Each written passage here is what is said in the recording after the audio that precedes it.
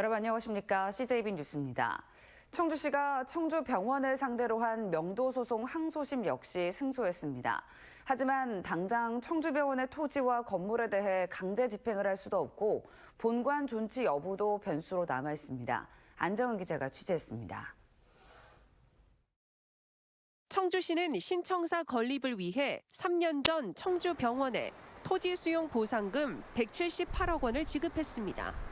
하지만 청주병원은 해당 보상금이 대체 부지 마련과 건축에 턱없이 부족하다며 운영을 이어갔습니다. 이에 청주시는 청주병원을 상대로 토지와 건물을 내놓으라며 명도 소송을 제기했고 법원은 지난 2월 1심에 이어 2심에서도 청주시의 손을 들어줬습니다. 하지만 통합시청사 건립 과정은 여전히 가시밭길입니다. 청주병원이 대법원에 상고하며 시간을 끌 수 있고 청주시가 최종 판결에서 승소해도 병원이라는 특성상 강제 집행이 쉽지 않기 때문입니다.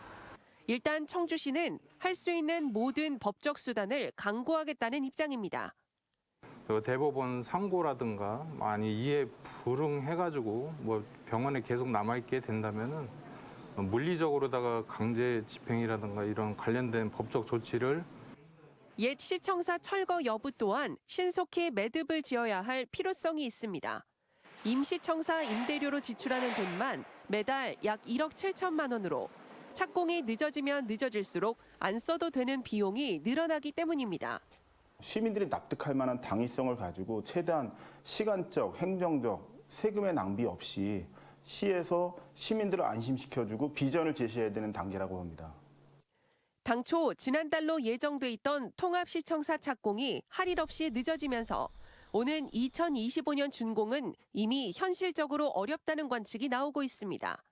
CJB 안정은입니다. 코앞이 집인데 좌회전을 할 수 없는 마을이 있습니다. 최근 도로 확장이 예고되면서 주민들이 좌회전을 할 수 있도록 차선을 끊어달라고 요구했는데 경찰에서는 가능하다 하고 공사를 하는 국토관리청은 안 된다는 입장을 내놨다고 합니다. 결국 국민권익위까지 중재에 나섰지만 소득이 없었다는데 이 법과 규정이 과연 누구를 위해 필요한 건가 싶습니다. 어떤 사연인지 이태현 기자가 취재했습니다.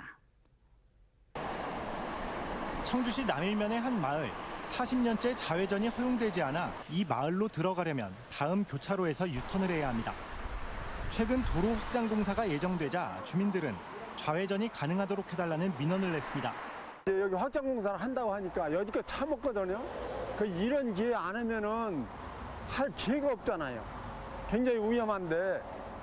이미 현실에서는 불법으로 좌회전을 하는 차량들로 주민들의 보행 안전이 위협받고 있다는 것도 이유였습니다. 실제 횡단보도에는 불법 좌회전을 한 흔적들도 짙게 남아 있습니다. 중앙선을 끊어놓지 않다 보니까 여기서 불법으로 유턴을 하고 불법으로 나가게 되고 또 차량이 신호가 들어와도 왕래를 하다 보니까 사고의 위험성이 너무 많아요.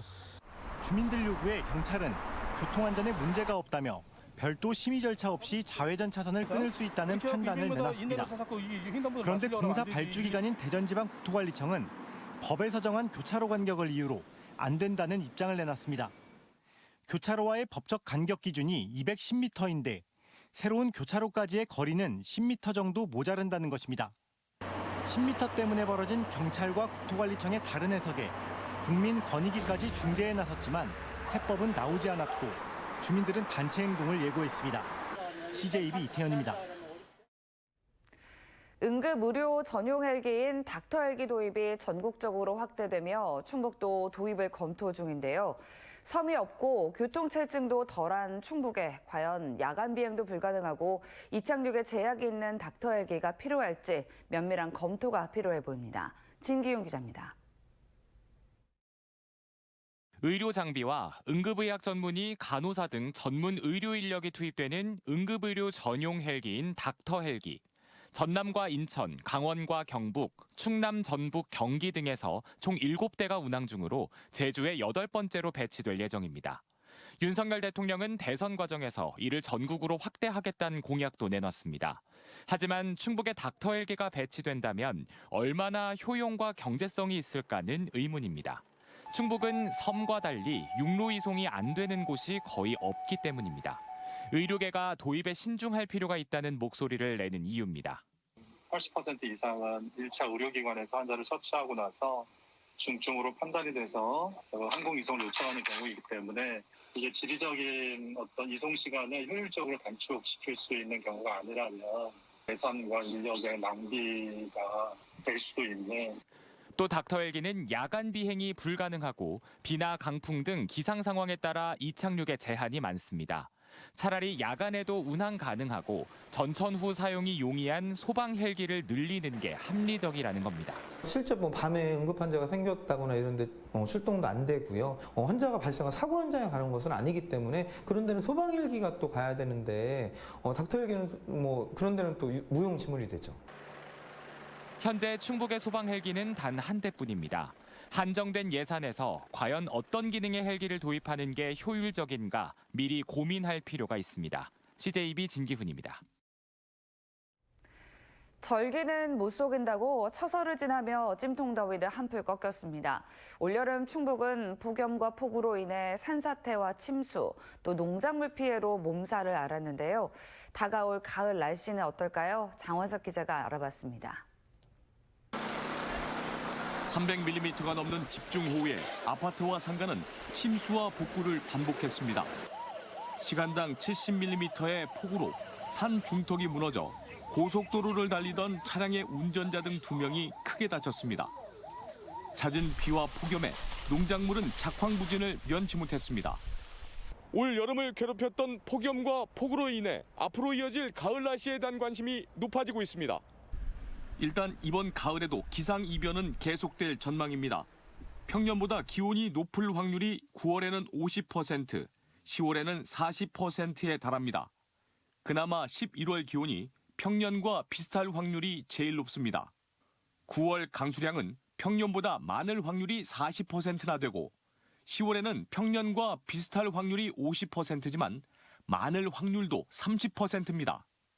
충북의 월별 가을 날씨의 특징을 살펴보면 9월은 많은 비, 10월에는 낮과 밤의 큰 기온차, 11월은 기온 급강하 가능성이 높아 날씨 변화에 대처해야 할 것으로 보입니다.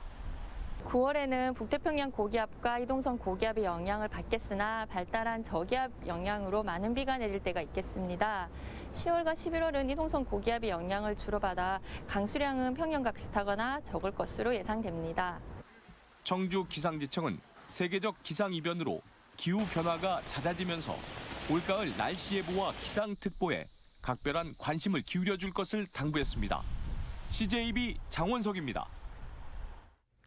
청주 충북환경운동연합은 보도자료를 내고 충청북도의 차 없는 도청은 충분한 소통과 보완 이후 추진돼야 한다고 주장했습니다. 환경연합은 정책 추진의 가장 중요한 전제는 당사자인 공무원들의 동의라며 공무원들이 갖고 있는 문제의식에 대한 수정과 보완 대책이 필요하다고 주장했습니다. 또 차 없는 도청이 도민들의 지지를 받기 위해서는 미세먼지와 온실가스 배출 저감을 위한 대중교통 활성화 대책이 함께 추진돼야 한다고 밝혔습니다. 올해 상반기 충북의 11개 시군 중 진천군의 고용률이 가장 높은 것으로 나타났습니다. 통계청의 2022년 상반기 고용조사에 따르면 진천군이 71.5%로 가장 높고 제천시가 59.8%로 가장 낮은 것으로 조사돼 최상하위 간 격차는 11.7%포인트였습니다.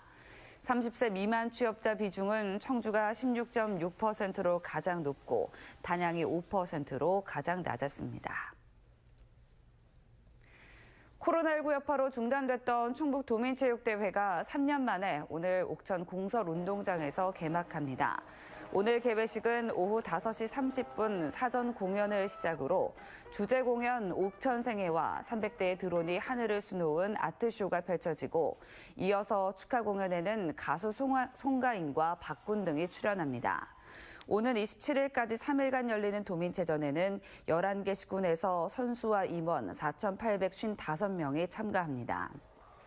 특히 오늘 개막식은 CJB 유튜브와 네이버 TV를 통해 동시 생중계됩니다. 이상으로 CJB 뉴스를 마칩니다. 고맙습니다.